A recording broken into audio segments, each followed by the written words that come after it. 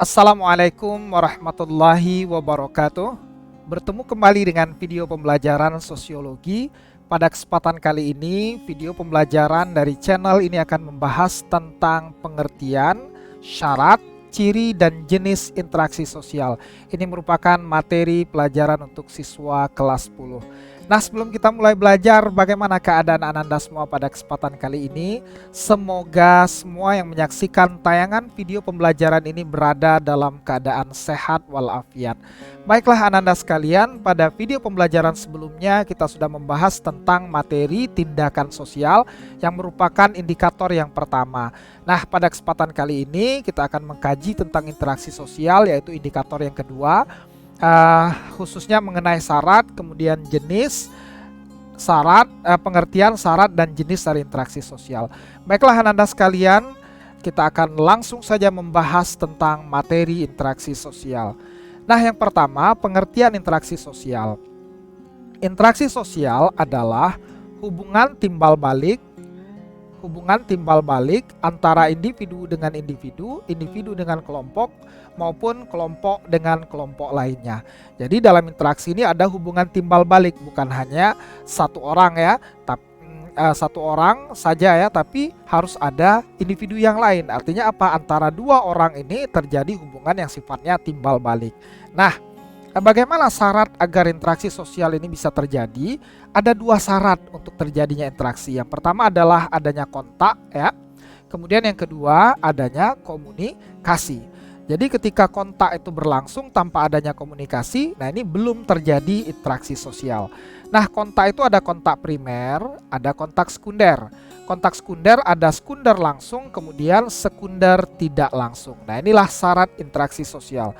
Kita akan bahas mulai dari kontak sosial. Apa itu kontak? Kontak berasal dari kata kon atau cum ya, yang berasal dari bahasa Latin yang artinya adalah bersama-sama. Kemudian tengo yang artinya adalah menyentuh. Nah, ini asal kata ya, asal kata dari kontak. Jadi secara harfiah kontak berarti bersama-sama atau saling menyentuh. Nah, kemudian kontak itu ada dua ya, ada kontak primer ya, kemudian ada kontak sekunder. Kontak primer ini terjadi ketika dua orang saling bertemu dan bertatap muka secara langsung. Sedangkan kontak sekunder ini melalui perantara. Nah, ini ada dua jenis ya, ada sekunder langsung, ada sekunder tidak langsung. Yang melalui perantara itu bisa berupa media ya. Nah, kontak langsung, sekunder langsung ini merupakan kontak langsung tapi melalui perantara atau media. Kemudian sekunder tidak langsung, ini kontak tidak langsung melalui perantara atau media. Nah, mari sama-sama Ananda lihat pada gambar berikut ya. Ini gambar yang pertama ini ya, gambar 1. Ini apakah kontak primer atau sekunder? Ya, benar. Gambar pertama ini merupakan kontak primer. Karena kedua orang ini saling bertemu secara langsung, bertatap muka secara langsung ya, dengan jabat tangan yang mereka lakukan. Nah, kemudian yang di sebelahnya ini, gambar yang ini ya, sebelahnya. Nah, ini gambar yang kedua. Ini apakah kontak primer atau sekunder? Ya, yang kedua ini adalah kontak sekunder. Kontak sekunder, namun karena ini terjadi ya secara langsung ya menggunakan perantara telepon, maka ini adalah sekunder langsung. Ya. Nah, yang ini ya sekunder langsung, kontak sekunder langsung. Karena dua orang tersebut bercakap-cakap atau berinteraksi secara langsung ya menggunakan perantara media telepon seluler seperti ini. Nah, ini sekunder tapi langsung. Nah, kemudian ini yang gambar yang ketiga. Ini kontak apa ini? Benar sekali, ini adalah kontak sekunder tidak langsung. Kontak sekunder tidak langsung. Karena menggunakan media surat ya. Surat itu kan sifatnya tidak langsung. Ketika surat ditulis kemudian dikirim ya, dia membutuhkan jeda waktu tertentu ya. Nah, ini namanya sekunder tidak langsung. Nah, kemudian yang gambar keempat, ini apakah primer, sekunder, atau bagaimana? Nah, yang keempat ini sama seperti halnya gambar 3, ini merupakan kontak sekunder tidak langsung. Kenapa tidak langsung? Karena pada gambar ini misalkan ya, ini si A, kemudian ini adalah B. Si A dan BA ingin menyampaikan pesan kepada B namun menggunakan perantara atau melalui si C. Nah, ini jadi si C ini menjadi perantara antara A dan B untuk menyampaikan pesan dari A ke B. Nah, ini namanya kontak sekunder tidak langsung. Ya, jadi gambar 3 dan 4 adalah kontak sekunder tidak langsung, gambar 2 ini sekunder langsung, sedangkan gambar yang pertama adalah kontak primer. Nah, inilah jenis-jenis kontak sosial. Kemudian kita akan bahas tentang komunikasi. Komunikasi berasal dari kata-kata communicare yang artinya adalah berhubungan. Nah, secara harfiah komunikasi adalah berhubungan atau bergaul dengan orang lain, itu secara harfiah. Komunikasi muncul setelah kontak berlangsung.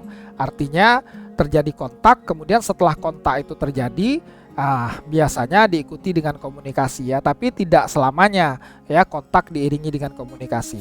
Nah, kemudian komunikasi lebih ditekankan pada bagaimana pesan itu diproses. Jadi di dalam komunikasi itu ada beberapa komponen ya. Yang pertama, komponen pertama adalah pengirim pesan ya. Komponen yang pertama adalah sender. Sender ini siapa? Ini adalah orang yang mengirimkan pesan, pengirim pesan. Nah, kemudian yang kedua adalah receiver. Receiver itu siapa? Receiver ini adalah orang yang menerima pesan. Ya. Kemudian yang ketiga, pesan itu sendiri. Apa pesan yang disampaikan? Dan yang keempat adalah feedback atau umpan balik. Nah, ketika ada 4 komponen ini, adanya sender atau pengirim, adanya receiver atau penerima, adanya message atau pesan itu sendiri, kemudian pesan itu akan diproses ya. Nah, bagaimana pesan itu diproses? Akan diberikan makna terhadap pesan itu. Misalkan ketika ada terjadi kontak, orang saling bertemu, berjabat tangan, kemudian ada senyuman. Nah, dari senyum ini akan diinterpretasi atau dipahami ya, akan diproses apakah senyuman ini bermakna persahabatan atau justru senyuman itu bermakna sindiran. Nah, proses pemaknaan inilah ya, komunikasi itu lebih ditekankan kepada proses pemaknaan pesan itu. Kemudian dari proses pemaknaan itu seorang akan memberikan umpan balik atau feedback. Nah, dari 4 komponen inilah akan terjadi yang namanya proses komunikasi. Nah, makanya sering kita dengar istilah miskomunikasi ya. Artinya apa? Pesan yang diberikan itu dipahami secara berbeda oleh orang yang menerima pesan, sehingga dia memberikan feedback tidak sesuai dengan yang diharapkan oleh sender atau si pengirim pesan. Nah, inilah komunikasi. Kemudian kita lanjut, ada jenis-jenis interaksi sosial. Yang pertama, interaksi individu dengan individu ya. Kemudian yang kedua, interaksi individu dengan kelompok. Sedangkan yang ketiga, interaksi sosial kelompok dengan kelompok.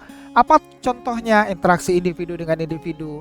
Seorang kakak mengajari adiknya belajar menggunakan sepeda motor ya. Artinya kakak merupakan seorang individu, kemudian sang adik juga seorang individu.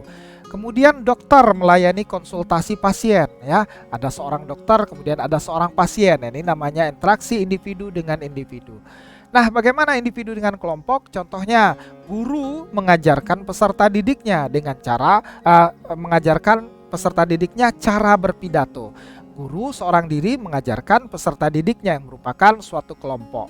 Atau yang berikutnya, narasumber mengadakan tanya jawab ya. Seorang narasumber mengadakan tanya jawab dengan kelompok peserta kegiatan atau peserta pelatihan. Nah, ini individu dengan kelompok. Kemudian interaksi kelompok dengan kelompok. Misalnya apa? OSIS dengan anggota OSIS dengan anggota pramuka saling bantu dalam menyukseskan kegiatan menanam pohon. Nah, ini ada interaksi antar kelompok. Kelompok pertama adalah kelompok OSIS, kemudian yang kedua adalah kelompok siswa yang tergabung dalam pramuka. Nah, ini contoh interaksi kelompok dengan kelompok. Kemudian kita akan kupas apa ciri interaksi. Ciri yang pertama adalah pelakunya lebih dari satu orang. Ya, tentu saja interaksi sosial itu membutuhkan orang lain ya. Nah, karena namanya interaksi sosial ya, interaksi ini membutuhkan ya minimal 2 orang ya, lebih dari 1 orang. Kemudian ada komunikasi antara pelaku melalui kontak sosial. Nah, jadi 2 syarat tadi harus terpenuhi. Ada kontak, kemudian ada komunikasi. Nah, ketika ada kontak tapi tidak ada komunikasi, maka di situ tidak terjadi interaksi sosial. Kemudian interaksi ini mempunyai maksud dan tujuan yang jelas ya. Apa maksud dari interaksi? Misalkan maksudnya adalah ingin menyapa orang lain Ya harus jelas maksudnya apa ya, menunjukkan rasa persahabatan ya, maksudnya ingin meminta pertolongan orang lain ya, maksudnya ingin ya menanyakan keadaan orang lain, ya harus jelas maksud dan tujuannya apa. Kemudian interaksi sosial itu ada dimensi waktu. Apakah terjadi saat ini ya atau terjadi kemarin ya. Nah, ini ada dimensi waktu dalam interaksi sosial. Nah, inilah 4 ciri dari interaksi sosial. Baiklah Ananda sekalian, kita sudah mempelajari yang pertama pengertian interaksi, kemudian syarat interaksi, tadi ada 2, ada kontak, ada komunikasi, kemudian kita pelajari tentang jenis-jenis interaksi, dan yang terakhir adalah ciri interaksi sosial. Ya, semoga penjelasan dari video pembelajaran ini bisa Ananda pahami dengan baik. Kemudian tentu saja materi ini diharapkan dapat menambah wawasan dan pengetahuan Ananda. Terima kasih atas perhatiannya. Jangan lupa silakan like video pembelajaran ini, kemudian share video ini sebanyak-banyaknya, dan jangan lupa bagi yang belum subscribe, silakan subscribe channel ini sekarang juga. Baiklah Ananda, terima kasih atas perhatiannya. Kita bertemu kembali pada video pembelajaran berikutnya. Wassalamualaikum warahmatullahi wabarakatuh.